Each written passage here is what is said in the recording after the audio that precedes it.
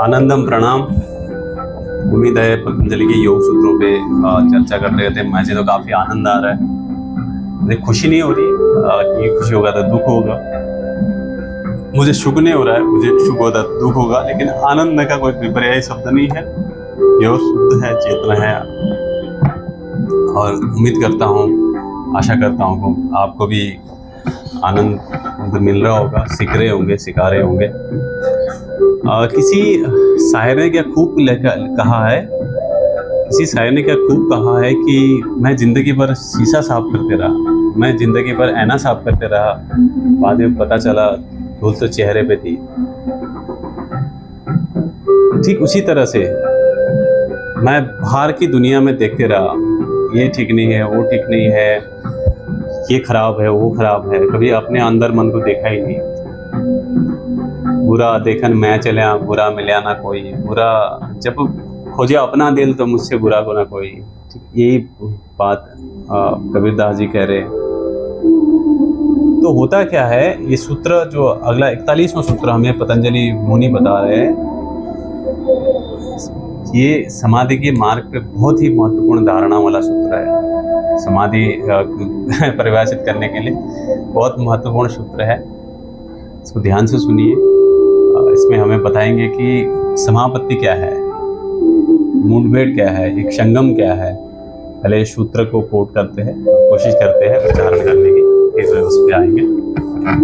सूत्र कहता है कि क्षीण वृत्तेर विभाजयते से मणे गृहीत ग्रहण ग्रहेषु ततस्य तद्जनात् समापत्ति।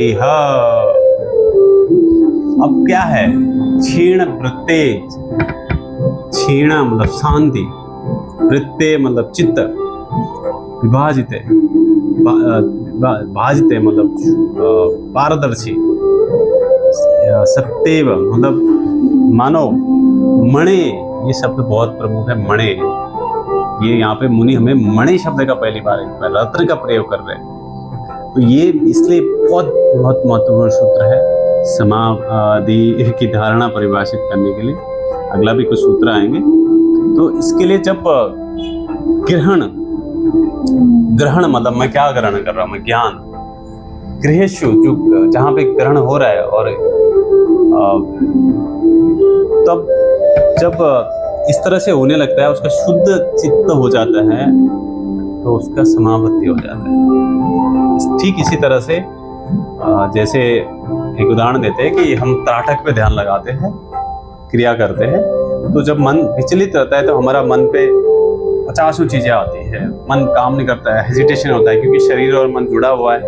एक कहने के लिए अलग अलग है, लेकिन दोनों एक सिक्के के दो पहलू है। यहाँ पे कुछ होता है तो यहाँ पे होता है, यहाँ पे कुछ होता है, यहाँ पे उसको आदत नहीं इस तरह से बैठने की, सुनने की, देखने की। मन को वो आदत नहीं कि वो सीखे, वो उसको मेहनत करे, उसको बहुत प्लेजर पसंद है। इसके लिए इस जो भी आनंद की तरफ बढ़ना है, हमें सुख की तरफ नहीं बढ़ना है, हमें खुशी की तरफ नहीं बढ़ना है, उससे उसका विपर्य होगा। आनंद का कोई वो नहीं है, तो इसलिए आनंद की तरफ बढ़ना है। जब शुद्ध योगी की चित्त विकार से दूर हो जाता है, तो शुद्ध पारदर्शी हो जाता है, मणि की तरह होता है। जैसे मणि होती है, कोई रत्न होता है, वो आसपास की चीजों से प्रतिबंधित रहता है, बट मणि मणि रहता है, हीरा हीरा रहता है, सोना सोना रहता है। इसलिए रत्ने बोला है यहाँ पे, मणि। इसलिए पतंजलि ने हमें उसकी चर्चा करी है।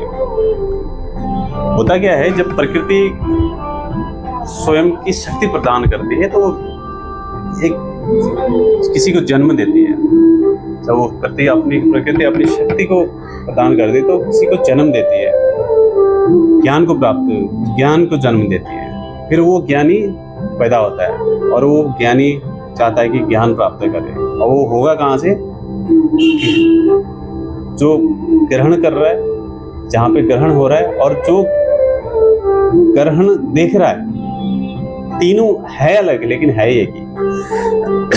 जैसे उदाहरण से देखते हैं, शरीर है, यहाँ पे चीजें हो रही है, जिसके माध्यम से हो रहा है वो क्या है, कुछ चीजों से आ रहा है अंदर। दोनों चीजें हो रही है, लेकिन वो कोई और एक तीसरा है जो इस चीजों को देख रहा है। वो कल भी था, आज भी है और आगे भी रहेगा। वो कौन है? वही ज्ञानी है। ये जब ये तीनों का एक कुछ बचता नहीं है, समागम हो जाता है। जैसे नदियों में पचासों चीजें रहती है, जब वो समुद्र में विलीन हो जाती है तो वो नदी का अस्तित्व नहीं रहता है।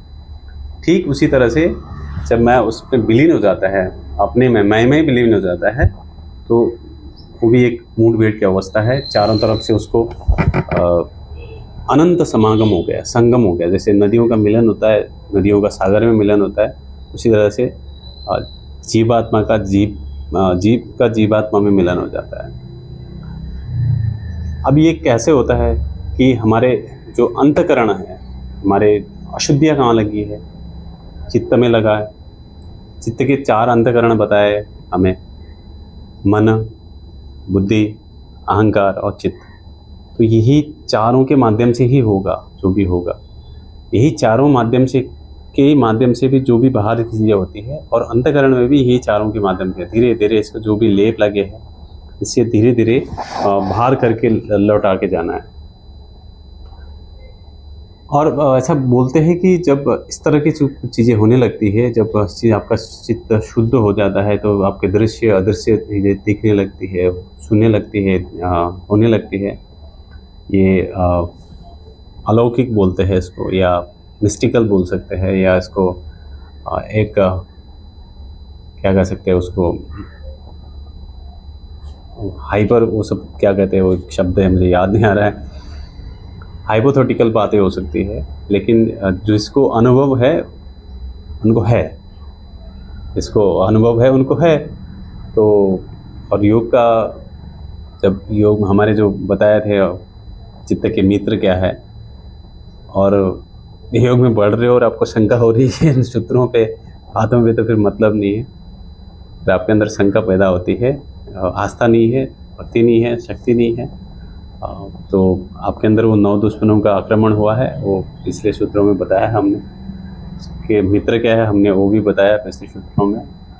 तो इसके लिए बहुत महत्वपूर्ण है कि अगर आपको उस चमत्कारिक शक्तियों का प्रदर्शन हुआ, मिला, कुछ अनुभव हुआ, तो वो भी आपकी बाधाएं है। वो चैप्टर अगले विभूति पाद में आपको बताएंगे धीरे धीरे मुनि। वो ऑब्स्टेकल है, बाधा है, वहाँ से बंधन शुरू होता है। आपकी उन्नति नहीं होगी, दुर्गति ही होगी। आपने बहुत मेहनत करी, जब फल खाने का समय आया तो आप फल से वंचित रह गए। तो इस तरह से ये जो ग्रहण, ग्राहिता और गृहस्यु, तो तीनों जब एक हो जाएंगे, जब हमारे अंतकरण बाह्यकरण भी जो भी अलग अलग नहीं रह जाएंगे, सब एक आत्म हो जाएगा, एक हो जाएगा, जिसका उद्देश्य ही योग का वन द यूनियन। तो तब हमारे समाधि की ओर प्रगति होगी। अगले सूत्र पे फिर से अच्छे से एक्सप्लेन करेंगे मुनि हमें, 42वां सूत्र पे मिलते हैं। धन्यवाद। आनंदम प्रणाम।